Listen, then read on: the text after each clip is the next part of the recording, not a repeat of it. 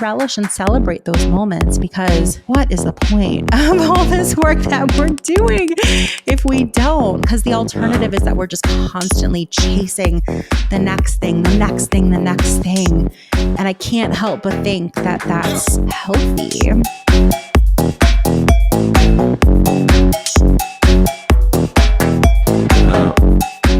Hello, everyone. I'm back. She's back. I'm taking some time off, you guys, and I really genuinely appreciate your patience. So, gosh, the last episode was that huge announcement, which you should go listen to it if you have no idea what I'm talking about. But it's been really nice relishing in that. I'm not going to lie. I appreciate you guys tuning in, being here today. It's just me, you guys. It's just me. It's a solo episode. And I have a really interesting topic that I'm excited to dive into. It's all about like small business growth, about scaling, but like the realities of it. I'm not going to sit here and give you like an economics lesson or a business school lesson, because Lord knows, like, I didn't go to either. Like, I don't have an MBA. I don't have a degree in anything other than theater, as you guys probably know if you tune into the show regularly. But I do have my own personal experiences, which I am happy to share. And I will also share some of the realities of like what it actually means to grow a business, and how do you do that when your life blows up a little bit, or how do you do that when you're struggling to see that growth and you're not experiencing that traction, but you really, really want it. So this episode is specifically for those of you guys who are freelancers, consultants, small business owners, or want to be. So stick around and let's get into it.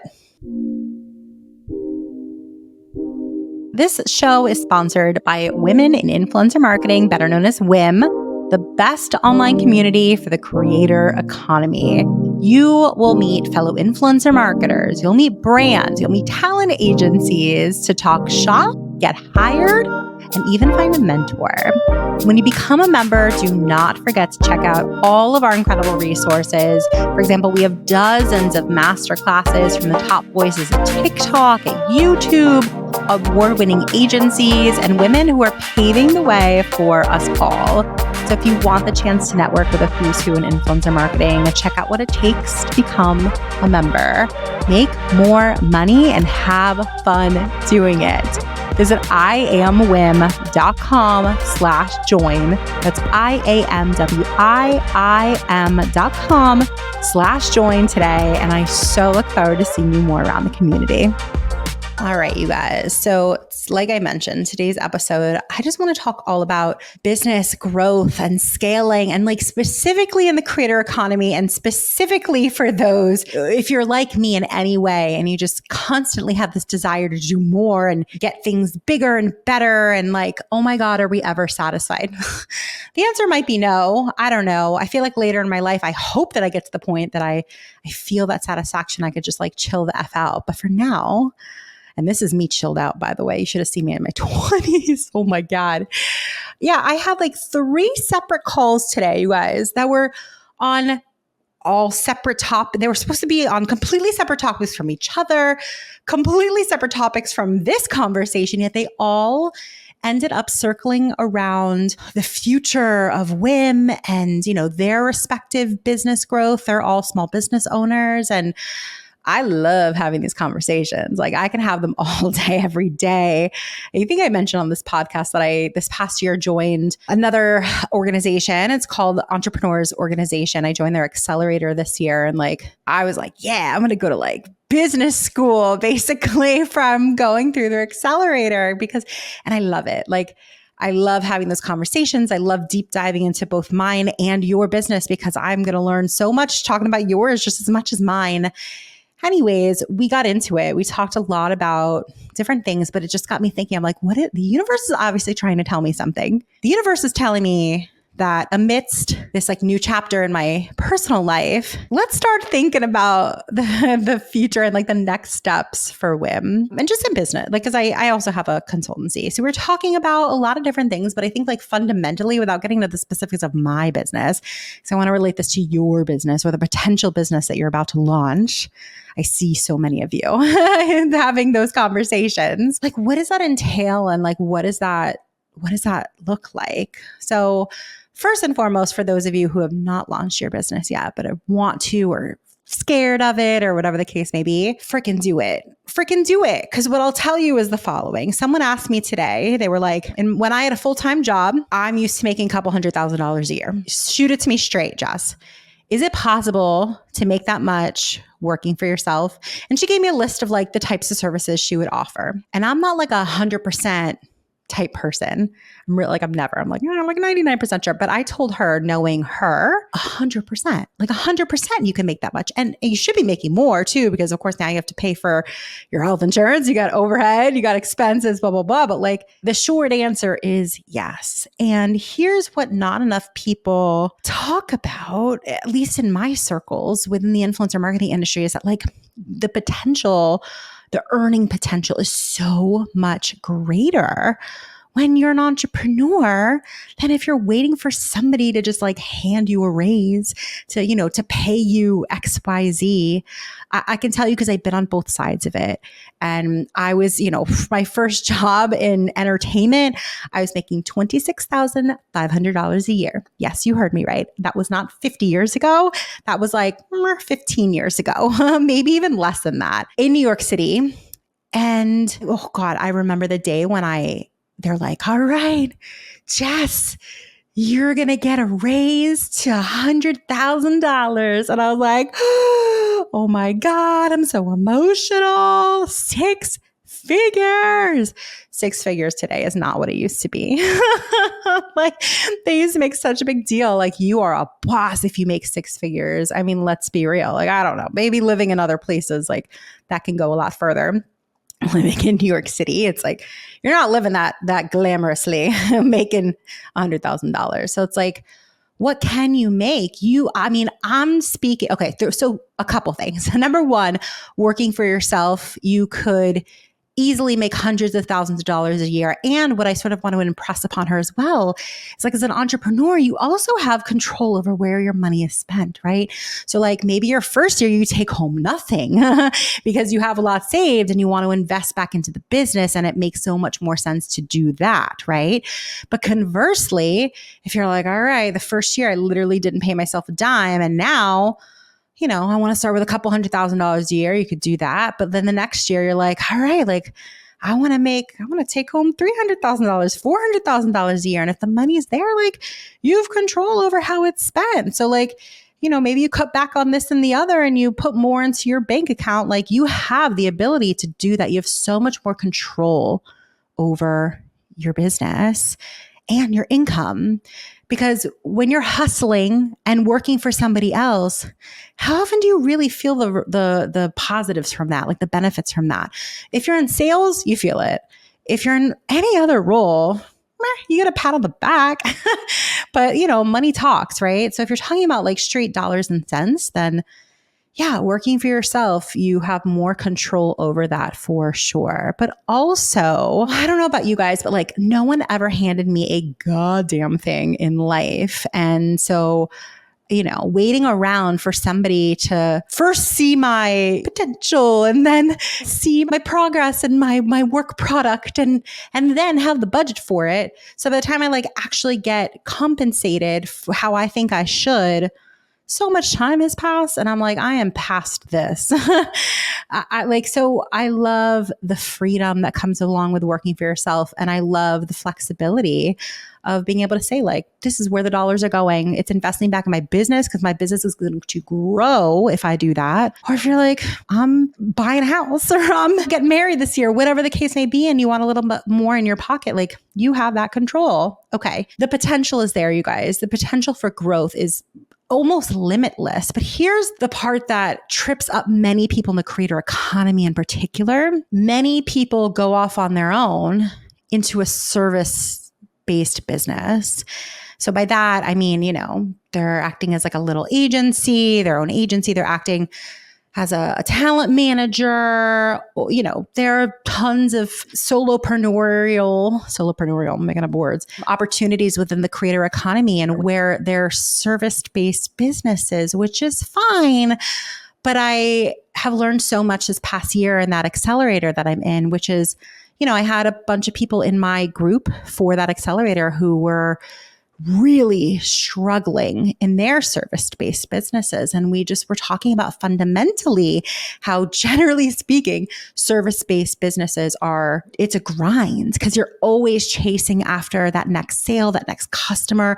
You could have done the best job by your customer, built that relationship, invested all the time. Like they felt like kings and queens, and they can still leave you. And they probably will because, someone's whispering in their ear about better services, or like they lost their budget. Like who knows, but it can have absolutely nothing to do with you. And yet you're the one screwed out of that business, right? That's tough. But I think that there's certainly people who don't mind the service-based selling part of the business, but just keep in mind that if you want to provide strategic services, or I don't know, if you want to cast influencers, like these are usually pretty short-lived contracts.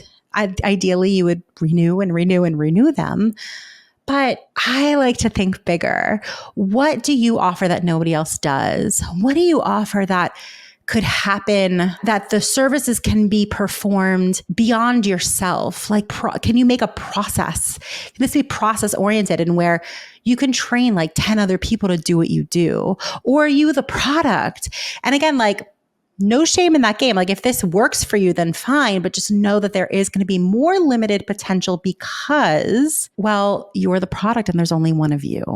So I just want more people to have eyes open a bit more about when they go out on their own. Hopefully it's when, because I want to see it more. I think the opportunities are just so much bigger for you if you do. I want you to sort of better understand what lies ahead of you. I would never sell you a pipe dream. For me, I'll speak personally, for like WIIM, we monetize in a couple of different ways. The sponsorship side of the business is completely service-based, right? Like it's exactly what I was just describing. And it's my least favorite part of the business, candidly. I love the membership component of WIIM. Why? Because the pressure is so much lower, where I'm just like, you're in the organization. Like I'm just going to pour into you.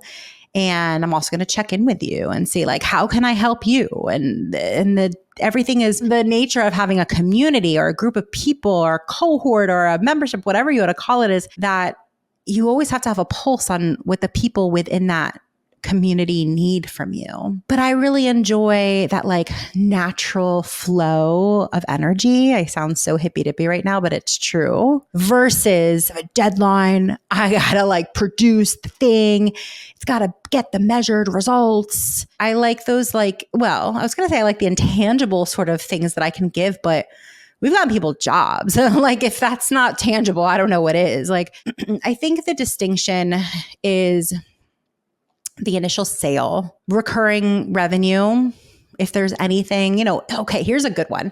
So I'm looking for photographers for a few events that I'm producing. And I came across this incredible photographer, beautiful, beautiful work. And I'm on her website and I noticed she's like a family photographer. She does all sorts of photography, I guess, but it was so smart of her. She's like, I've been to so many photography websites and all of them were like, here's my hourly rate, or here's the rate for the session. You know what she did, you guys? She was like, here's my membership where you pay more, but you get a discount per session.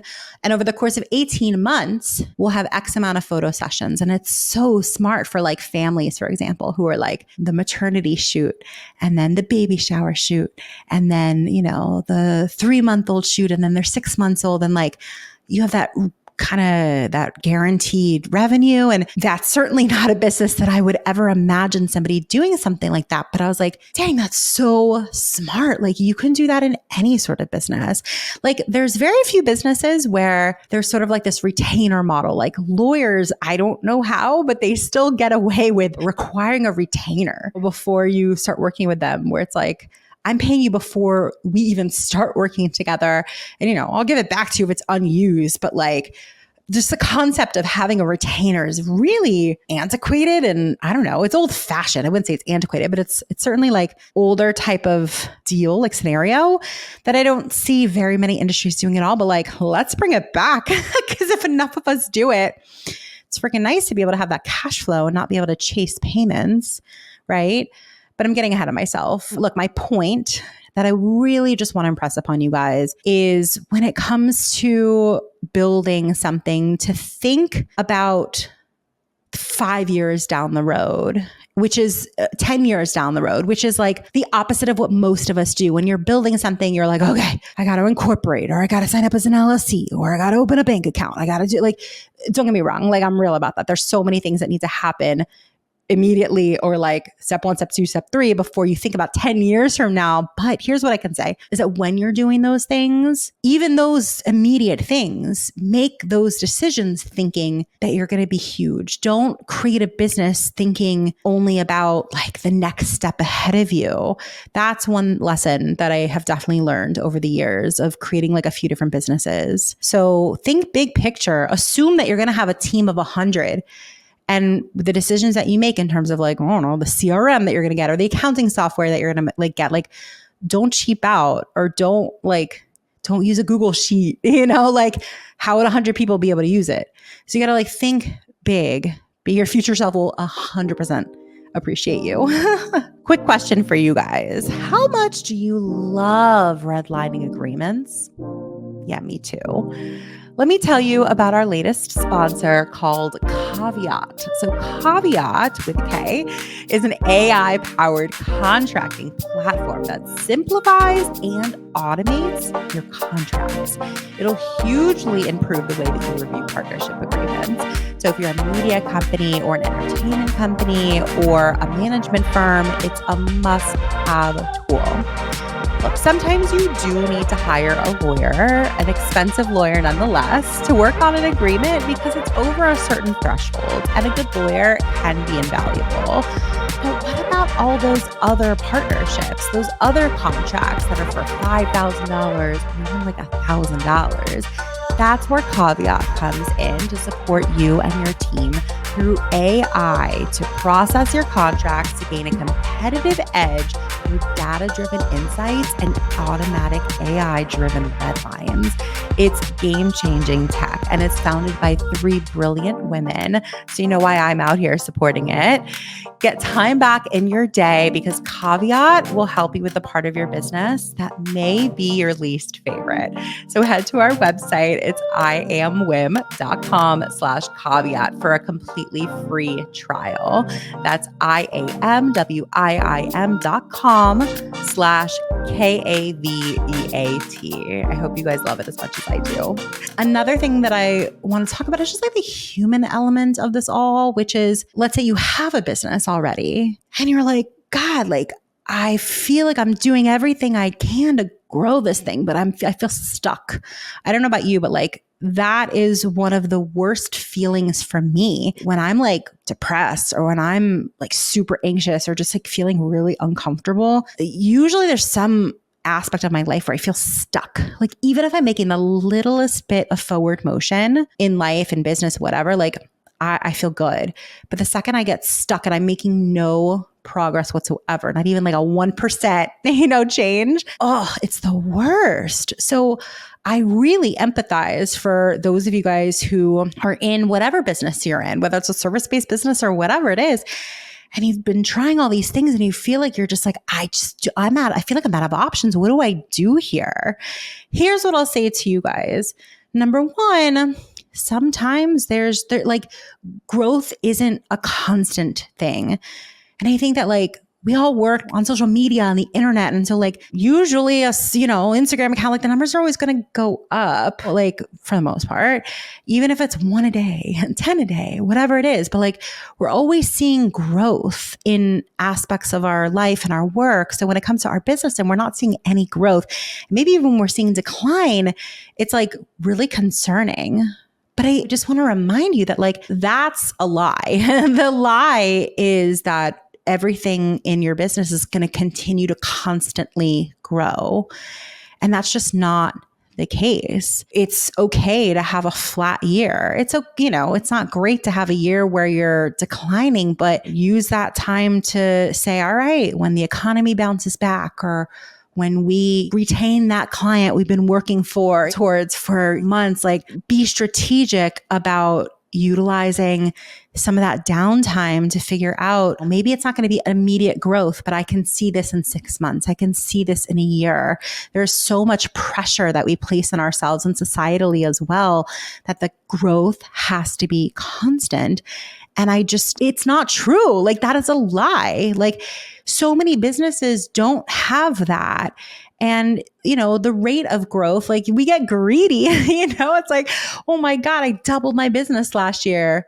Okay, but like the next year for you to continue to do that, like, that would be more surprising than not. Like, it's easier to double the number one, right? Like, if you have one client, you double your clients to 2, that's way easier than doubling 20 clients to 40, right? So I just want us to be like easy on ourselves too, and to know that like the pressure of looking around us, looking left, looking right, seeing what other people are doing, the unicorn companies and investors and VCs and blah, blah, blah, blah, blah, like, great for them.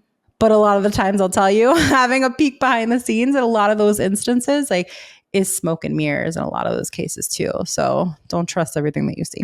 And I just think, like, generally speaking, how I want to sort of like end this conversation is just what I touched on at the very beginning, which is like, if you guys are anything like me, the question is like, God, like, I've seen growth, I've seen progress, I've built and I've impressed and I've done the thing. When am I going to feel this like mysterious feeling of satisfaction, or like, I did it? Because if you guys are anything like me, that never seems to come. That never seems to come, no matter what achievement I've unlocked. I was like in the New York Times like a couple weeks ago. If you would have asked me 10 years ago, like, what would have defined you making it? It's like, oh my God, like being in the New York Times, or like, I don't know, like some sort of notoriety or making impact, whatever. But like, if all of us are successful, driven women, and if you're that way, you're going to be achieving these things that you never thought were achievable. So then what happens next? And I personally worry, and I think about this like every so often, which is like, will I ever get to the point of feeling fulfilled? When will that happen? And I think to other aspects of my life, and I'm like, whenever I've really like achieved things or felt that fulfillment, it's never been because I've been given it by anybody, or, waited around and it just fell in my lap. So I almost wonder if like this is just such a fallacy of feeling that fulfillment someday. Like someday it'll just come to me. I can't imagine that that's true. I feel like just being more mindful and more present, which takes effort for me, at least, like takes work, and practicing this, like just being present and appreciating and celebrating, big or small. Like if I'm in the freaking New York Times, like I should go out to dinner and celebrate. What did I do? Like, I think I told my fiance, and like, that's it. And he was lovely and, happy for me, but like, that was it. And I think that like, I should have done more to live in that moment, to like relish in that moment. Cause like, otherwise, like what the F is the point of working so hard towards things when you get them? It's like, all right, but on to the next. I just feel like that's a dangerous place to be. So for all of you who are listening, who are like fellow entrepreneurs and driven and hungry and high achieving people, you're probably going to have a somewhat similar experience. We're going to set these goals that seem so unattainable, and girl, you're going to get them sooner than you ever thought possible. And I just want you to relish and celebrate those moments, because what is the point of all this work that we're doing if we don't? Because the alternative is that we're just constantly chasing the next thing, the next thing, the next thing. And I can't help but think that that's healthy. So let's be more mindful, y'all. I hope you enjoyed this conversation. I'd love to have more of them with you guys. So definitely tune in to our next episode. Check out our past episodes. We've got tons of interviews, y'all. You know that, but also some solo episodes. And definitely shoot us a message on Instagram. I am WIIM, IAMWIIM, and tell us if you enjoyed this one, if you want more like it, or if you're like, God, no, I can't hear this anymore. This is irrelevant to me. That's fine too. And of course, if you're a member of the community, just shoot me a message on Slack. I love hearing feedback from you guys. Thank you so much for tuning in this week, and we will see you next time. Bye, everyone. If you enjoyed this episode, we gotta have you back. Check out our website for more ways to get involved, including all the information you need about joining our collective. You can check out all the information at IamWIIM.com. Leave us a review, a rating, but the most important thing that we could ask you to do is to share this podcast. Thanks for listening. Tune in next week. Tune in next week.